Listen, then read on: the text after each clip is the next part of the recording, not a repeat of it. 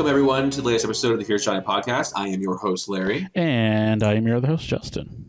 So it's been a long time since it's just been me and you on the show, Justin. We had Mike and Nick, and then Shannon, and then Matt and Megan, and now it's just me and you again. Has it really been a month?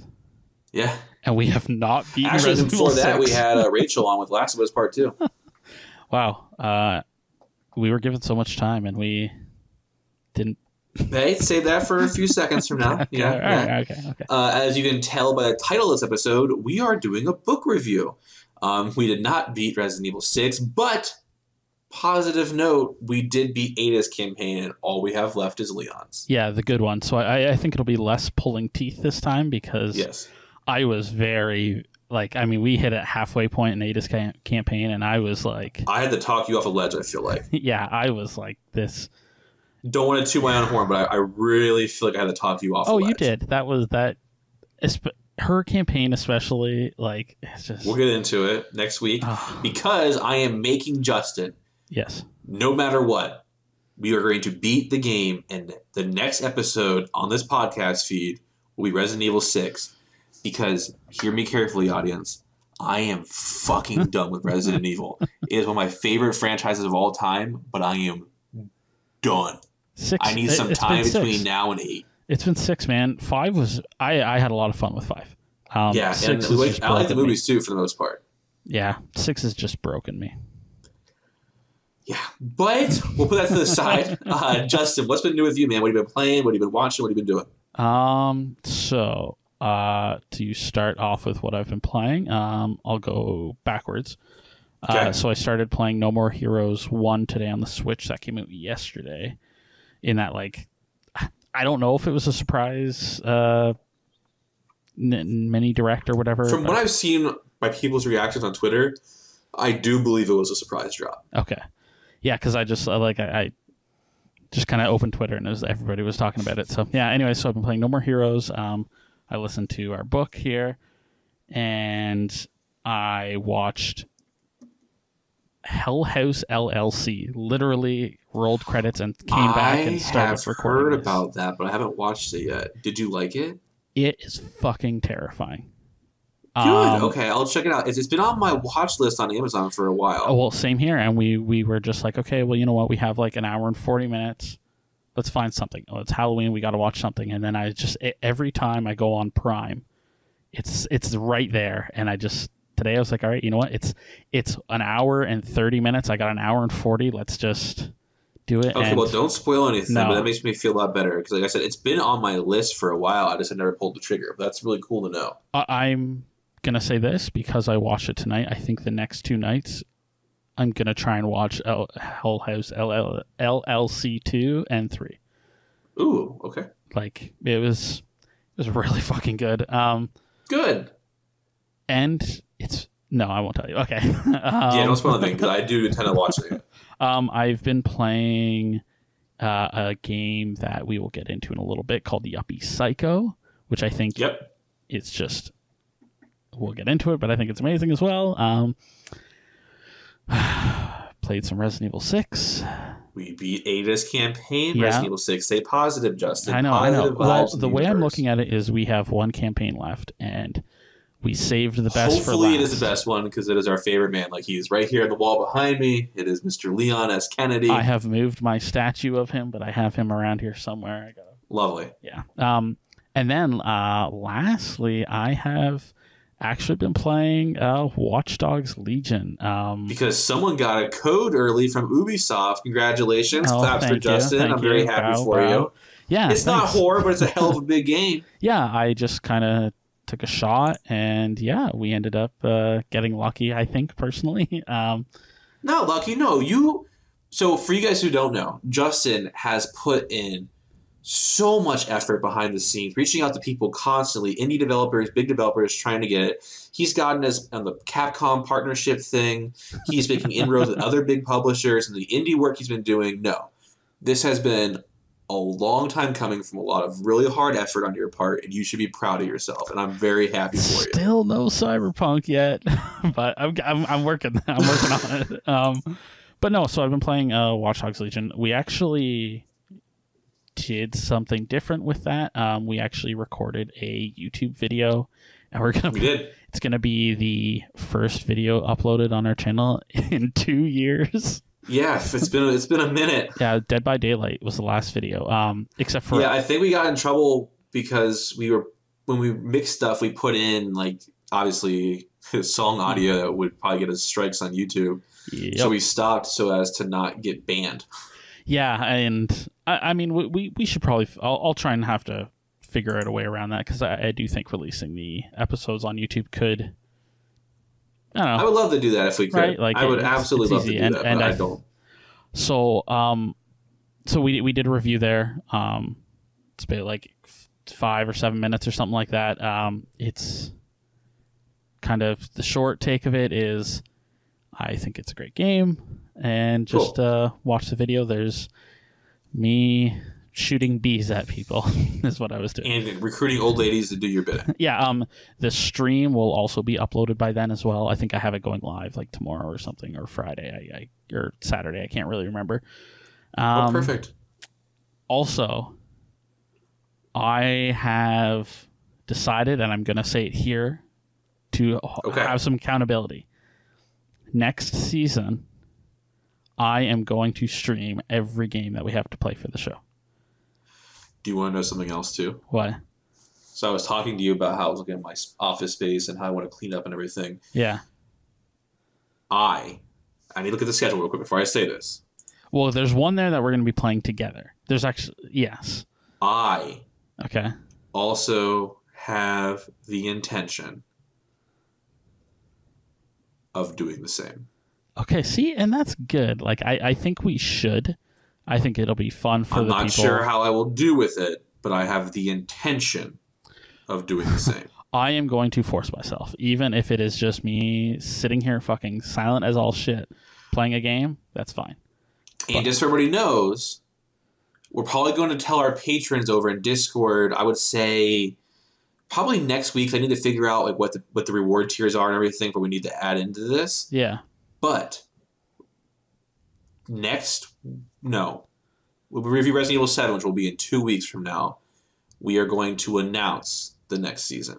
Yes. And probably through the special mix-up Justin used to do. Oh, man. Holy fuck. Yeah. Okay. Some of that stuff is going to be hard. Oh, hey. But no, I bought the Elgato. I have all the streaming deck stuff. I have all that shit. Like, why not? Right. You know what I mean? Like, why not? Like, I'm physically looking at the schedule. Well, not physically. I guess it's digitally because it's on my computer. But shut the fuck up. Mm-hmm. Whatever. I'm looking at the schedule, and honestly, I think a lot of those games will be fun to stream. The one that there's only one game that I know nothing about. 322. Yes, I know what you're talking about. Yes, okay. That's the only one I literally know nothing about. Yeah.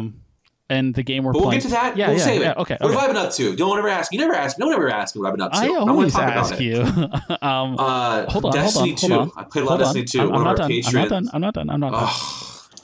I have also been playing Destiny 2. Okay, Larry. Now, what else have you been up to? Yes, I have pulled Justin to my web, but on a really, really positive note, one of our patrons, Ginger Thrust. Yeah.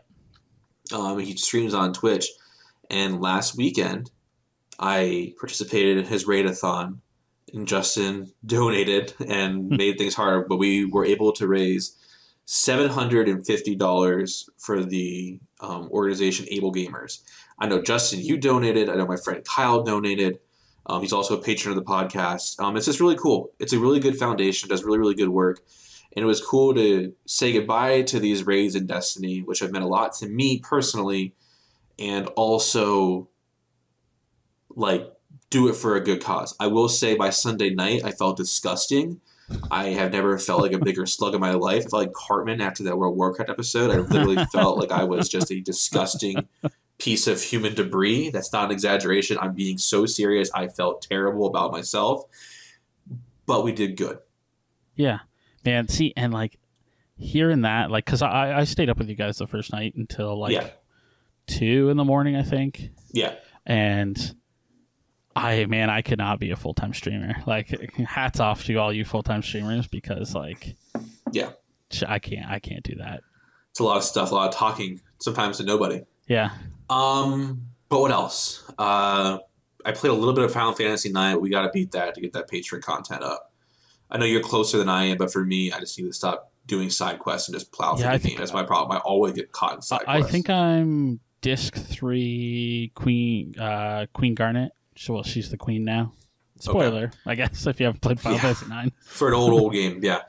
Book-wise, I'm reading an X-Files book called Antibodies. It's about a cancer researcher. Of course. I got it for $1. It's amazing.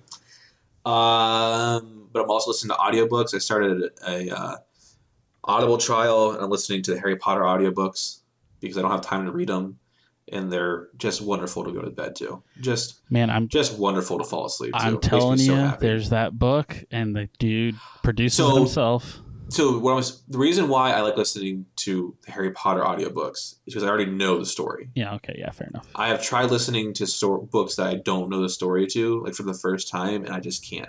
Weird. I wonder. I love audiobooks. I've tried. I think it's because like when I listen to them, I'm usually listening before bed, yeah, or when I'm in lab.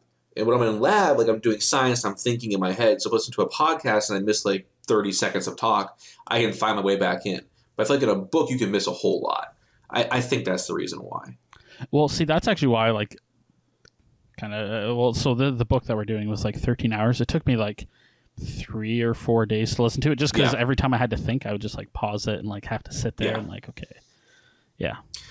And then the only other game I've been playing is the Pokemon Crown Tundra came out. I got my Nidoran finally, so I'm trying to breed a shiny Nidoking. But I'm just doing that very, very casually on the side. I don't know. I'm having a lot of video game motivation, but I have a no spoiler review for a new Shudder title that's dropping in a week. Just so everybody knows, and this is mainly to the patrons, because of how our show drops and the way Shudder's embargo works, when we upload your episode early, the Shudder no spoiler reviews will not be included because of the embargo. It will, however, be on the Monday drop. So if you have a problem with that, like send me a message. We can figure out. Maybe we can post that like a separate audio file on Monday mornings. We can figure something out. But just to make our lives easier on the editing floor, we're just going to drop it from. Well, now that way, they still get the episode early instead of, because we've had a couple weeks where we did 2 weeks in a row, yeah. And it's like I'm looking, because I got a bunch of titles which I can't really talk about right now from Shudder, and every single one has that same embargo thing. Yeah. So instead of just not having early content for a month for movies that maybe some people won't even watch, I would rather adjust. Yeah, no, and I think that's the fair way to do it. But speaking of that, we have a lot to cover. We have 3 things. Justin is doing a non-spoiler review for Yuppie Psychos. I am doing a non-spoiler review for the film Blood Vessel, coming to Shudder soon. And then we have our first book review since Dr. Sleep. Holy shit. The Southern Book Club's Guide to Slaying Vampires. So Justin, play some epic music and let's get into your non-spoiler review.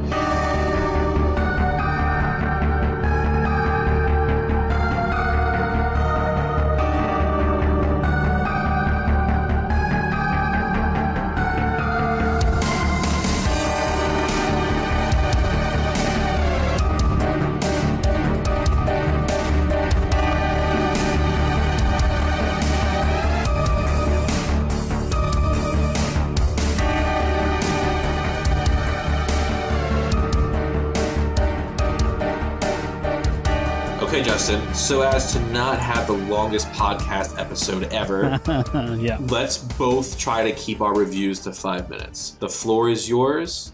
Tell me your info. Okay, so Yuppie Psycho, the executive edition, comes out. How fancy. Oh, dude, just you wait. It comes out actually the day we are recording this, Thursday the 29th of October. It's on Steam. It's on the Switch now. If you owned the original version of Yuppie Psycho on Steam, it just gets upgraded for free. It is developed by, sorry if I get this wrong, but Baroque Decay. His only other release is the Count Lucanor from like a couple of years ago. I haven't played it personally, but it was published by another indie. They have published titles like Vigil, The Longest Night, which I also have I have to get back to it to beat it so we can review it. Oh, that's why you talked about it. Okay, I heard you talk about it before. They also published Elden, The Path of the Forgotten. And yeah, again, thank you to them. They're the ones who sent me the code for this on the Switch.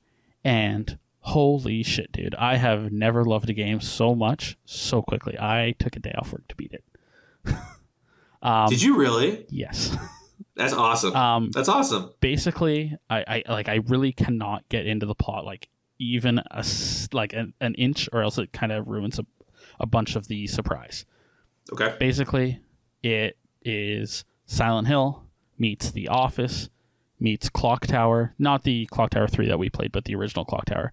And it's like they had a weird, creepy ass baby. It's an adventure game, like through and through. There's not really like a lot of attacking. It's a lot of like stealth based mechanics and smartly using your items.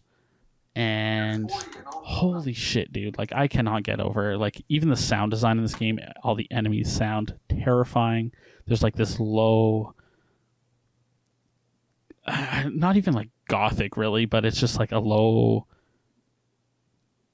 I'm trying to think of the words. There's like this low melodic tune going on in the background while you're playing, and it just like makes you feel uneasy.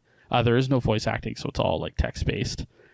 Okay. But the main thing about this game is the creature design. I will never look at. Can you tell me what kind of creatures they are? I will tell you one, and that is all I can tell you. Okay. I will never look at a fax machine the same way.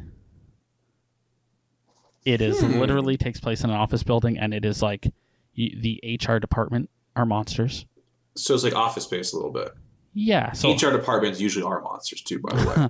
Yeah, fair enough. Well, in this, they're especially the ones at my work. They literally just gum up the works on everything. Like literally, it's like, oh, we have nothing to do. Let me just ruin everyone around me day.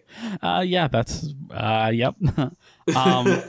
And like to give a perfect example, the fax machine, or it's not a fax machine. Sorry, it's like the old school line printers.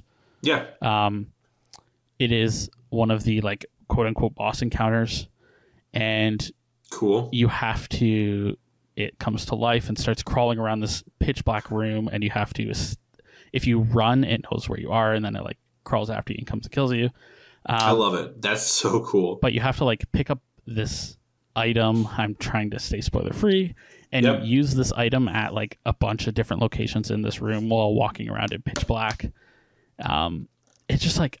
And like the sound design, you can tell exactly where it's coming from, and it just sounds like so creepy and fleshy and disgusting. Amazing. And yeah, it's also got a lot of humor to it, and it's really fucking funny. It's terrifying. Like so we got this code like 2 or 3 weeks ago, I think, and I beat it like almost instantly. Like it took like 9 or 10 hours, I think. But seeing how much people have been enjoying it now that it's like actually like out in public makes me want to just play it again. And I think that if we ever get to a point where we get to what this could fall under, I think I'm going to put it in the show. Cool. So with that glowing review, I think I already know the answer, but Justin, buy now, wait for a sale, skip it. Oh, absolutely. Buy like instantly. Like pause this, go buy it, come back and listen, because holy shit. That is a glowing review. All right, how much does it cost? Who do you need to thank, and where can they get it? So they can get it. Oh, sorry, pad and paper fell. So they can get it on Steam and the eShop. It's actually on sale right now until. Oh, I need to make sure the sale isn't going to be over. It ends today, the day you're listening to this. It's 35% off, but it's only like 20 Canadian. So it's really cheap American then, probably like $10. Yeah, like that's the not on sale price. Okay. And yeah, thanks again to another indie.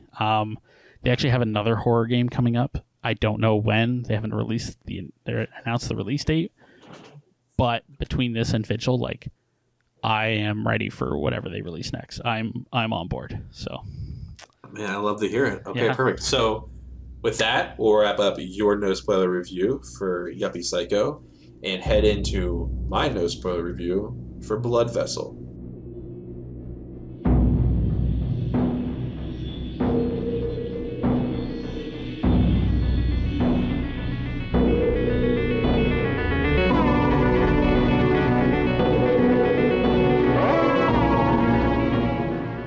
So I want to say thank you now. Let's make sure I don't forget. Shudder has been on point. Our contact, Sean Redditz, is amazing. He was the one who tried his best to get us the Boulet brothers. But he gives us screeners to like almost everything that's new to Shudder without any question at all. And it's really awesome. So the first one this month that's going to be coming out is called Blood Vessel. It is a 2019 horror film from director Justin Dix, who was also the co-writer for the film. Dix has worked in the special effects department for the Star Wars prequels and also had his directorial debut with 2012's Crawl Space, another horror film, but I hadn't seen it before. Yeah, either way. The film stars Nathan Phillips and Alyssa Sutherland. Phillips has starred previously in Snakes on a Plane and Wolf Creek. And Sutherland had major roles in the TV shows The Mist and Vikings, as well as a minor role in the film The Devil Wears Prada. Any relation to Kiefer Sutherland? Not that I saw. I'm just curious. Kind of looks like him a little bit. Kind of a little bit. Same last name, so I'm just guessing, you know. The film premiered at FilmQuest 2019, which takes place in Provo, Utah, where one of our podcasts that we both listen to. It was a closing night film. It was nominated for 11 awards, including Best Art Department, Best Costumes, and Best Supporting Actress for Sutherland. Basic no spoiler plot is this lifeboat carrying an eclectic group of survivors gets picked up by a Nazi U-boat that appears to be abandoned. The film takes place in like 2000 World War II times. Oh, okay. So it's not like now. No time hopping or anything. Okay. Nope. And basically they're trying to figure out a way to signal somebody to get help, and they start digging around. And they come across some stuff. I don't want to spoil anything. So plot-wise, it's okay. It was definitely a slower burn than I was anticipating. Okay. And the only thing I can kind of compare it to, like, it kind of have my own headcanon, is we have seen things like the not Overlord, the Nazi zombie. Oh, Dead Snow, I think is. No, it was called Overlord. Okay. And it looked really good in the trailer, yeah. But it ended up being I hated it. I never watched it because of my horrible experience with that. Yeah, I thought it was. I really was not a fan of it. This, however, I really liked. Cinematography, it's okay. It's got some pretty cool death scenes, some pretty cool gore effects. There's some monster effects that are practical, which everybody who listens to this podcast knows I'm a giant fan of.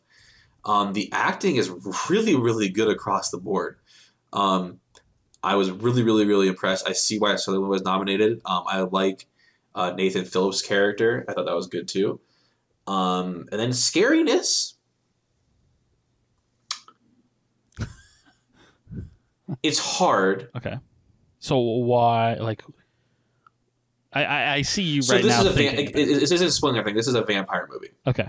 The Nazis are vampires. But their approach to vampire is more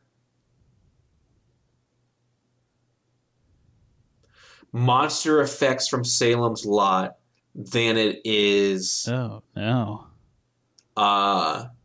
Than it is like Interview with a Vampire, Blade, that kind of stuff, right? Oh, do you follow what I'm saying when I say that? Well, I don't know. Whenever you say Salem's Lot, I just think of how the monster effects. Okay. What the vampire looked like in Salem's Lot. So creepy, kind of like creepy at first glance. Animalistic. Yeah. But does it have like the same effect as Salem's Lot, where you see it at first and it's creepy as shit, but then it kind of loses its luster pretty quickly? Yeah, okay. You're nodding. We're on a podcast. I don't want to spoil anything. You can say yes. That's okay. Yeah. but it looks good because it is a practical effects. It's just for me, and as we're about to review a book about vampires, there's a specific kind of vampire that I love, and this was not it. Interesting. Okay. And so for me, there were some scary moments, and thankfully a lot of them weren't jump scares, but it was more because of this, like I said, it's a slow burn. It's only 90 minutes, but it's a slow burn to the big sequences. And I feel like that anticipation was good. And I'm curious upon a rewatch if that would still be there or if I would be bored. Do you know what I mean? I'm not sure how that would play off. No, absolutely. It's hard to describe, but yes, I know what you're talking about. Like, because, well, I mean, when you watch it again, you know what to expect, right? So yeah. Okay, so with all that being said, then Justin, the release date for this film on Shudder is going to be November 5th, which is next Thursday, I believe, a week from today as we record.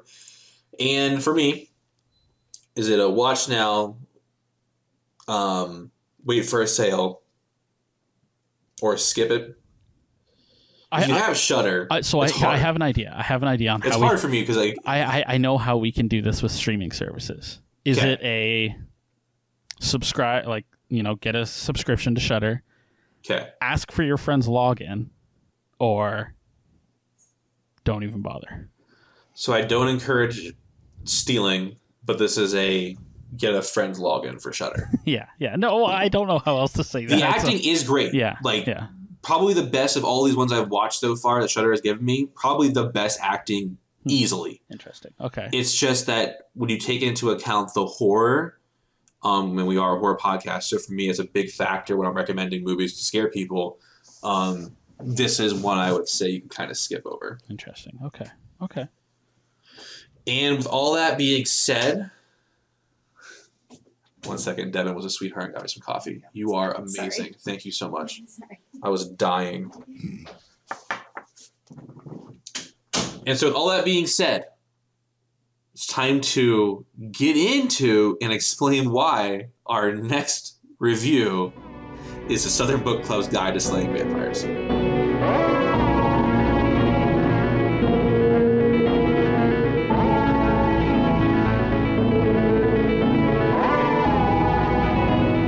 So, outside of the obvious reason why we were reviewing something that's not Resident Evil 6, Justin and I had a long conversation after we finished recording last week trying to figure out what to do next. Like, we have a bunch of Patreon for stuff, which we do want to get to. It's just difficult because right now, when it comes to a game, that means we're putting off more time for Resident Evil 6, which we have to get done because I am so done. I am so done with Resident Evil. Man, it's just I guess indescribable. We really could have watched those animated movies, I guess, eh?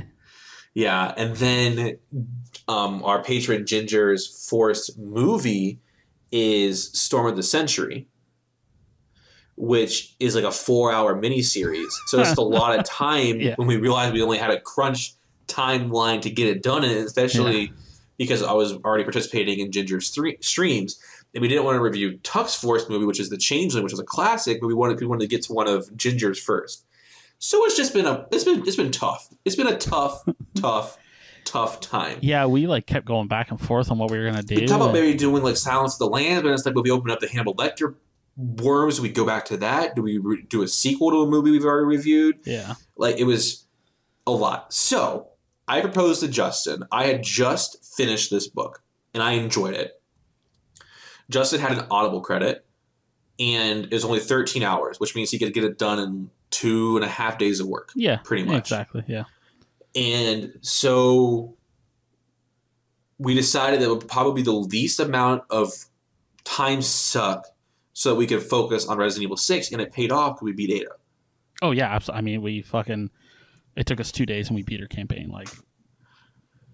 So that is the reason why. I found this book when my wife, that's weird to say now, when my wife finished her second CPA test, we went to Barnes & Noble, wearing masks. Obviously, we were the only people in there. It was amazing. It was like our own little private library. It was the coolest thing ever. And I was looking for a book to read because I've been in a slump. and it was just sitting there, and the cover is this like bleeding peach. And I'm a sucker for vampire stories. I am constantly searching for something to hit me the same way Salem's Lot did. You know what I mean? Like, I tried reading Anne Rice, ooh. I tried reading Twilight, ooh, ooh, ooh. And I'm just constantly looking for that kind of vampire story. Do you know what I mean? Yeah. And we'll get into how this one goes. The Southern Book Club's Guide to Slaying Vampires is a 2020 horror novel from American writer Grady Hendrix. He has written a ton of other horror books, including My Best Friend's Horror Exorcism and the book Horror Store, which is about a haunted IKEA-like store, which Devin actually has, and I'm going to read soon because I'm intrigued. And doesn't the vampire one that we're reviewing, doesn't that take place at the same place as the Funny you mentioned that. I want to get to that in a second. Okay. The book released on April 7th of this year from Quirk Books. The book takes place fictionally in Hendrix's hometown of Charleston, North Carolina, and he spoke about how he drew upon a lot of his own personal experiences growing up and living there, which My Best Friend's Exorcism also takes place in Charleston, North Carolina, because of that same reason. Let's just hope Blue isn't based off him. There's a lot of discussion of race and class in this book, which I was unprepared for, as well as a lot of misogyny facing the women from their husbands. Oh yeah, absolutely. Which is the thing I'm most excited to talk to you about. It's actually why I'm really happy you agreed to do this, because I have thoughts. Yep. The TV rights were actually optioned before the book ever even released, and Hendrix is going to serve as the executive producer. I couldn't figure out who had a hold of that.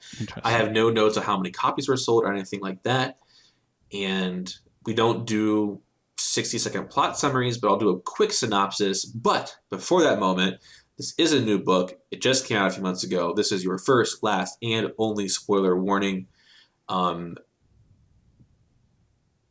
Yeah.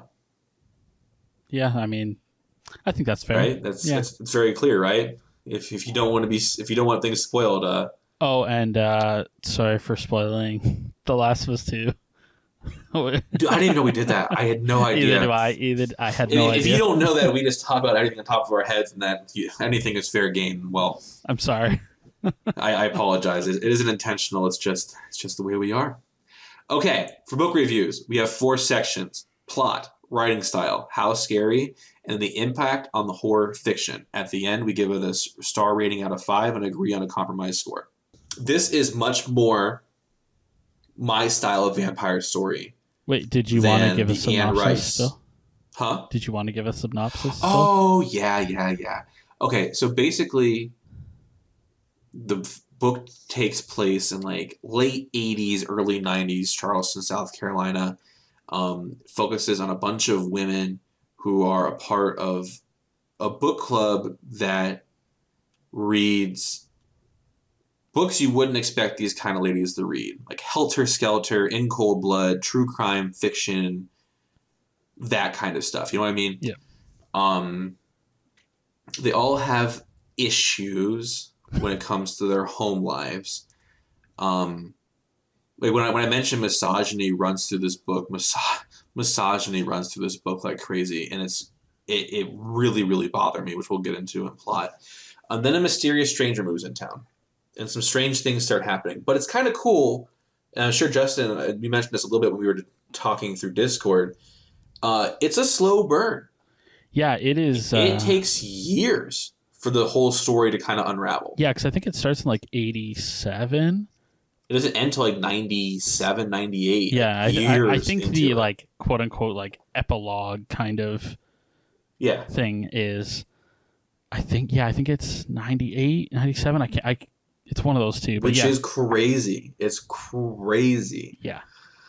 But yeah, this mysterious vampire moves in. This mysterious man, single man moves in. Spoilers, he's a vampire. Yeah. Whoops. Patricia, who is our narrator, her mother-in-law, who's going through dementia, starts freaking out when she comes across him the first time. And it takes a while to realize that this man, this leech, this vampire, comes into towns and just sucks them dry. Not only blood of the children, but also financially, like everything. He's literally a parasitic leech. Patricia convinces her friends that he's a drug dealer, even though she thinks that he's more than that.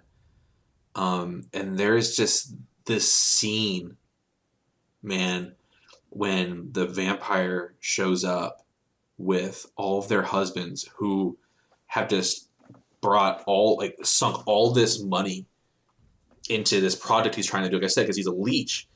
And that scene, dude, that bugged me. Like the way the husbands talk to their wives and all the things that happened. And then like Patricia goes and like tries to talk to her friends and they all want nothing to do with her. Like one got beat up by her husband. It was insane. And then like her husband like gives her drugs, turned her kids against her. And like all of a sudden she tries to commit suicide, which took me so off guard. I remember reading that and having to read it again. I was like, wait, what? But it built, oh my God, it was so good. And then like she's in the hospital and her husband brings the kids there and makes her look like a crazy person. Like, dude, yeah, like misogyny is fucking real in this book. It is hard to read at times. And like the big reason why they don't want to believe it, not only because of the money, but the vampire is targeting the outcasted African American community. Yeah. So they don't care. It's not their children. And it takes the homekeeper for Patricia, who's an African American lady, to finally get her off her laurels. And some other stuff happens. The ladies finally confront the vampire, cut him up into tiny pieces, and lock him in a mausoleum where he's still alive and crawling around. And he mentions perhaps a larger organization of vampires. Which I don't think there was. I think that was a bluff. Oh, I hope so. I would love more. I think that was a bluff because he then goes. I mean, obviously we're just kind of talking here. Yeah, we need a spoiler warning. Because then kind of right after that he goes, well, you know, just wait until Slicks becomes ripen. Or whatever. Yeah, that's right. And basically, one of the ladies dies because she was raped and like poisoned almost by the vampire, and she has to be cremated so that seed can't take place. Patricia divorces her husband and leaves him in squalor because the deal sunk through because the vampire wasn't there to even continue the facade. And even though it is a happy ending, it's still really heavy. Like there's actual impacts of what happened. Yeah. And I don't know. It's like, because like Justin, we were talking about it. So now let's kind of get into a discussion about the plot. Yeah. So the big thing for me is, and the reason why after I started reading a few pages, I knew that I was going to like the writing style. When he described Patricia showing up to that original book club, not having read the book, I felt that in my bones. Yeah. No, I mean, I've been there. I've been at school when I'm supposed to get shit done. I'm like, yeah. And, the way that he described that was so good. And I was like, okay, I'm interested in your story. And then the other big thing for me too, like we've discussed before, when it comes to vampires, I am a fan of the ones that are there that you don't know are there. So the Salem lot comes to mind in particular.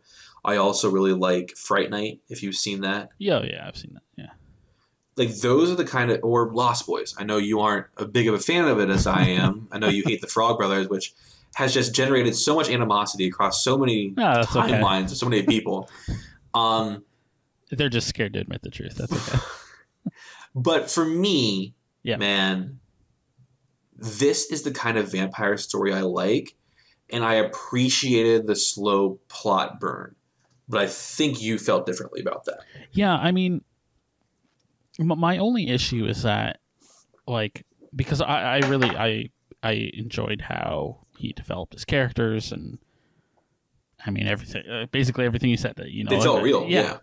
But these slow burns always led to something that, as the reader, I'm like, yeah, I knew that like an hour ago. Like when they finally bring the picture back, I'm like, of course it was fucking him. When that happened, I was like, yeah, because it's because the mother-in-law knows him. He's been around before. Which, what a terribly dark backstory too. Oh yeah, absolutely.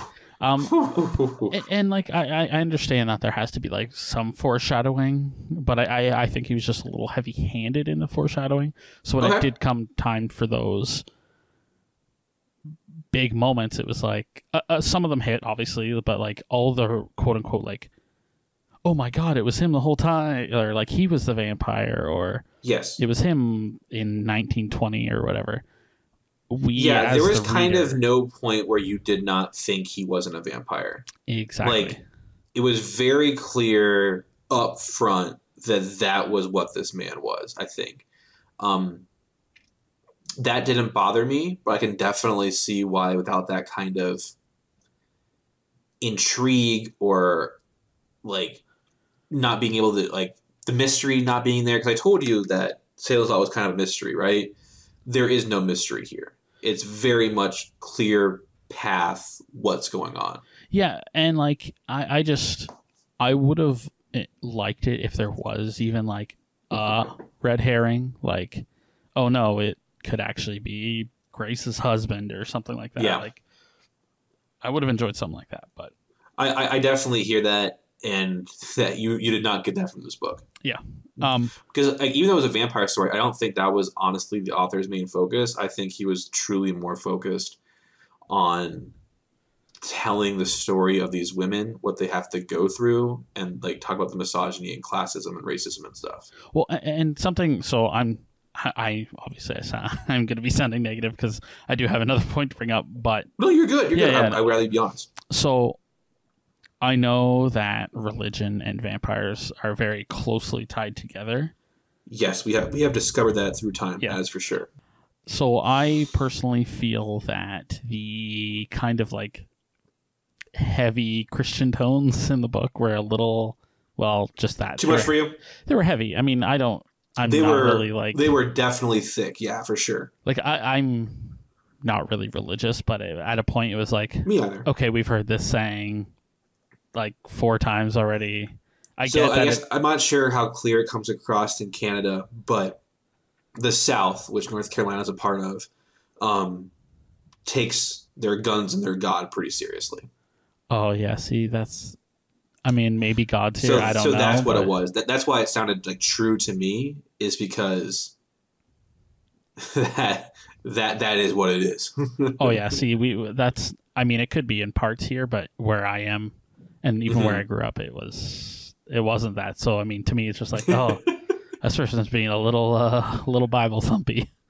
Yeah, that is more just true to life, as opposed to preaching. That being said, I mean, I overall I enjoyed this plot. I cool. think I even told this to you when we were talking in Discord there. These are my kind of horror books. I like these like fun, pulpy horror novels that don't really like, they have stakes, but they're not really like super invested in their stakes. Correct. And they're, by the end of the day, you're like, oh shit, that was heavy, but that was fun. And I mean, this book is basically a bunch of old ladies getting together and killing a vampire. Like that. Not old ladies, they're housewives. They have kids who are like in middle school and high school. Ah, geez, Justin. They're going to college by the end of it. That's like, by the time my kid goes to college, I'm gonna be like 10 years. I'm gonna be like 50 by the time my kid goes to. Oh God, college. I don't want to think about kids, Justin. We don't need to do this right now. Writing style is the next thing we talk about. So this will be coming from 2 different perspectives. Just listen to the audiobook. Yes. I read it. Mine will be very brief because I have one clear thought. I truly think the author's voice when he's writing was very true. A lot of times when men write women, they do a lot of stupid shit. Like they say, like they describe women's body parts in strange ways. There was nothing like that. I almost feel like Hendrix was trying to like almost to defend a mom that he knew growing up, maybe his own or maybe someone he Well, cared he for. mentioned that in the book. He said he wanted to write a book about his mom taking on Dracula. And like I read that in the introduction, and I didn't know what he entirely meant by that. But as you read this novel and you go through it, the women, even though they all come from the same social class, they all have very different personalities. And even though their names escape me, like even when I was reading the book, like I could never like put a name to the person.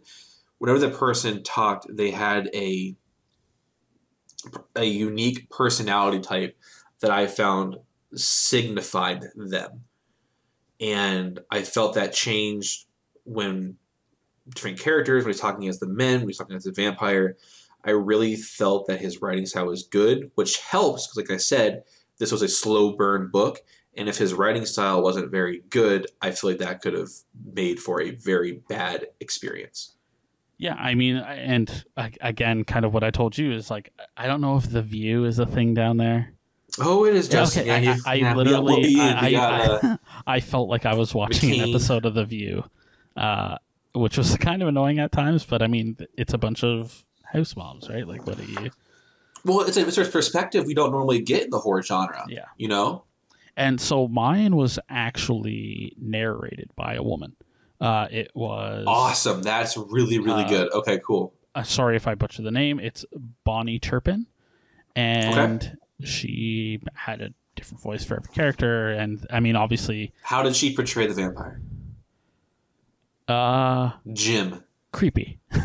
Cool. Obviously, like with the did he have a nice southern drawl? It was kind of sexy, but also like the only person that had like a thick southern accent was Slick. Everybody else had the southern in them, but it was like not dignified, not a deep drawl. Yeah, more like high class, like dignified almost. But I think she did a fantastic job. I mean, 90% of the characters in this book are women. Yep. And I think it's important that if you're going to do that, you need to have a woman narrating it. Yeah. I didn't even think about that. I'm happy that's the way it was. It's really cool. Yeah, that's actually why when you said, oh, the book is written by Grace, or Gracie, right? Grady. Oh, see, I thought you said Gracie. That's why I was like, oh, okay, yeah, so maybe this is like her, because I didn't put two and two together. But yeah, no, I think she did a fantastic job. I think all the characters had a good voice. They sounded like they would have in my head, like with her describing her friends and stuff. But yeah, no, I think she did a great job. So I know I mentioned that I am excited to read another one of his books. Based on this experience, would you get another? If you had another Audible credit, would you check out another one of his stories? Do you like his writing enough for that? So I did like his writing, but again with audiobooks, it's really like it's all up to the narrator. It could be the most amazing book, and if the narrator is dry and doesn't bring an energy to it, it just sucks. But I think that's so hard. Okay. Yeah. All right. Cool. All right, how scary? I'll go first. Okay. Because it's very quick. There were segments in this because I read at night, right? I read before bed. That really messed with me when she was walking through the woods and she found the van. Yeah, that was creepy as shit. Was pretty freaky. And then when the rats came in to attack, that also freaked me out. And honestly, when she came around the side of the house. And like the old lady, possessed monster woman came crawling out of the trash and ate her ear off. Yeah, like that was good too. However, the part where I really wanted it to be good and scary, the final confrontation. Oh, it was over too quick. Personally, it was over too quick, and I get what they were doing. Because it turned into more like these are just moms cleaning up someone's mess. Like it's nothing more than that, nothing less than that. They are just here to pick up the pieces. And I get that and I appreciate that narratively, but from a horror scary perspective, it really left me in a position where I was wishing I was more afraid in that final confrontation. I mean, I completely agree, because I think in that final confrontation too, like, there isn't really a point where I was like, oh shit, one of them's gonna die. Like, I'm talking extremely quick. Like, in an audiobook, it was over in like 10 minutes. And that's why I think it was intentional that way. I think like because they even talked about how they were going to approach it like a problem at home and need to take care of before their husbands realized, right? Yeah. A quick, methodical cleanup. And so that makes sense to me. Like, character-wise, I think it makes sense, but it also kind of, like you mentioned, as a horror book, it just kind of like takes the power out of the monster and out of the whole Especially because we situation. know he can deliver some scares, you know, which he did earlier on in the novel. He really delivered some pretty intense moments.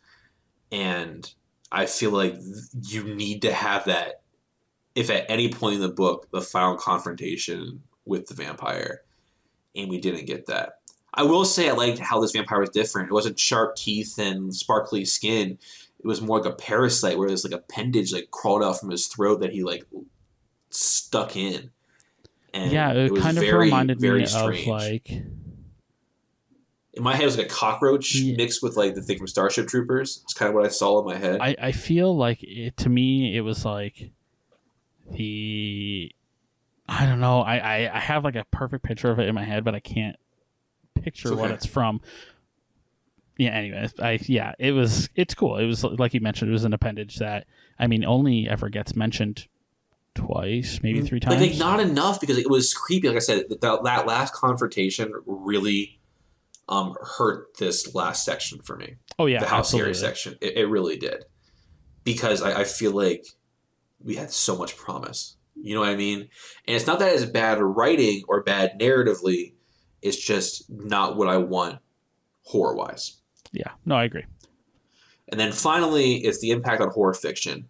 And I think for me, so this one I just want each of us to pick like one thing that we think will impact horror writing going forward.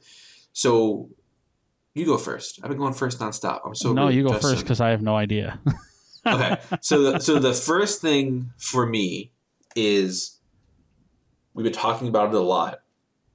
We got a perspective of a housewife, of a mom who really doesn't have a lot of enfranchisement, who's like kind of beaten down by the society, beaten down by her husband, beaten down by her peer group, and it takes a while for her to figure things out, but once she does,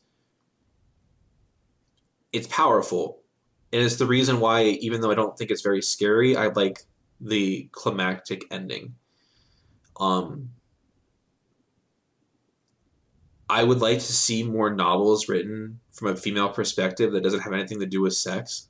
You know what I mean? Yeah. Like, where it's more like she's trying to protect her family and her friends and her community, and had nothing to do with like finding love along the way. It's just, we've talked a lot about representation on the show before, and we've had people on to discuss it, and I really felt like this was good. In a similar way, I know you haven't read Lovecraft Country, but you watched the show. Yeah. Lovecraft Country is written by a white guy, which isn't a problem, but it's obviously it resonated because of the show that was created based off of it and the stories that were told. I really liked this. I thought it was well done.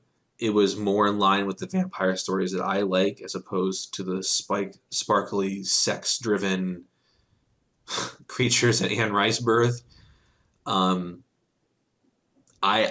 hope that this has a positive impact on vampire horror fiction in particular, and that we get more like this down the line.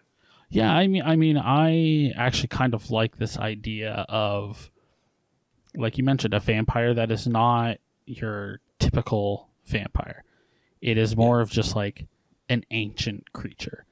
And he's, I mean, he straight up says, I don't know if I believe him, but he says like he doesn't drink the blood. He has to cycle his blood through. Like dialysis. Yeah, and I think, which was kind of cool. I think that is a like ingenious idea. And I don't have as much attachment to this book as you do, but I would really like to see because I don't really read a lot. Yeah. And I would really like to see this, like, I would like to see vampires almost evolve into, I think vampires could really do to evolve into this, like, overarching group instead of just your long teeth, like your neck vampires, I guess is what I'll call them. I would really like to see this, like, other ancient blood-centric creature, if that makes any sense whatsoever. No, it does. Okay. You should watch Blood Vessel then. Okay. Well, I don't know, man. You told me... Well, I already have Shudder, so why the hell not? Well, what you said was the ancient creature thing. That's Yeah. why I think you would like it. Oh, yeah. I dig the idea of an ancient creature that, like, even by the end of this book, they don't know how to kill it. Yeah. They can't kill him. Which is cool. Yeah, and I think that is, like... Castlevania, the old Castlevania games, I think it's like the second or third one, I can't really remember. Literally, the point is that Dracula's body was chopped up into like 7 pieces, and somebody's bringing them all together. And I think that's like a really cool idea that, like, even though they've chopped him up, this guy could literally write a sequel. It's very clear he's not dead. Yeah, and he could write a sequel to the book where somebody just like, that's not supposed to be there, digs it up, and boom, it's this whole thing all over again, right? Mm-hmm. So, I don't know. I think it's cool, and I don't know, I hope to read more stuff like that because it's a cool idea. I like it. All right, so final thing is give it a star rating. So I gave it 3.5. I give it a 3. I mean, I can go either way with you. It's really up to you. I can go either way. I can't either. I can honestly go either way as well. I don't really have strong feelings either way. Yeah, same. So we'll just leave it there. 3.5, somewhere around that area. For me, it was worth it. I enjoyed it. It fit Halloween really well, especially for the time of year and everything. And no, I would definitely suggest going and picking it up. So stick around quickly for a commercial from one of the podcasts on the Kaleidoscope Media Network, and we're going to head on into the closing. Ghosts, Split souls, monsters, sociopathic villains, cold-blooded murders. and nightmares becoming reality. Does this sound like horror to you? Actually, these are all things that can be found in the Harry Potter series. It can be scarier than you might think. I'm Katie, And I'm Audrey. and on our podcast, Wizard Studies, we talk about all these parts of the wizarding world, and even some more lighthearted stuff. We can be found anywhere you listen to your podcasts and on Instagram and Facebook as Wizard Studies Podcast and Twitter as Wizard Studies. Now back to your regularly scheduled horror talk on Here's Johnny. Justin, a lot of stuff in this episode, but it's done. Yep. We reviewed a ton. Yep. Next week, Hell or High Water, Resident Evil 6 will be reviewed. Cheers, Fred. I just put my water down. I'm too lazy to go pick it back up. But cheers. No, it'll be done. It'll be done. It'll be fine. Won't say it'll be fun because it might not be, but it'll be done. And we're almost at the end.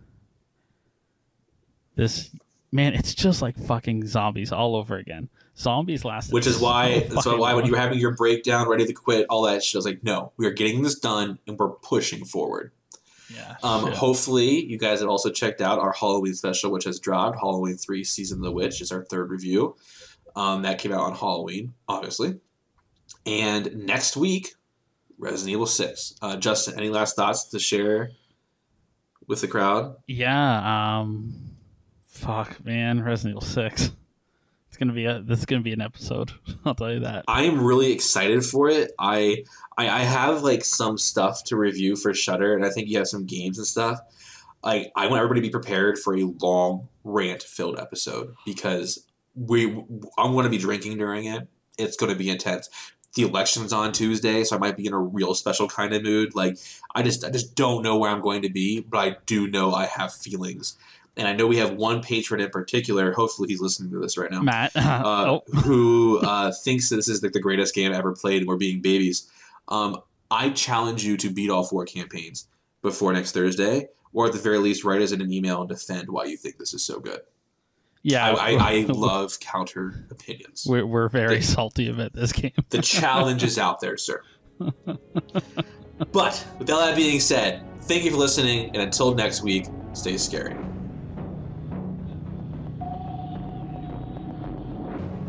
The Here's Johnny podcast is brought to you by Larry and Justin. You can find the show on Twitter at Here's JohnnyCast, and you can find Larry at BeaverLA. You can find Justin at PickleThing, and you can email the show at here'sjohnnypodcast@gmail.com. You can look us up on Facebook at Here's Johnny Podcast. As always, in the show notes, you can find links to the Discord and to the website. We are also on Instagram at Here's Johnny_podcast. Also in the show notes, we'll have a link to the Twitch and YouTube channels. And if you would like to support the show, you can head on over to patreon.com/Here's Johnny Podcast. Every cent goes into the show.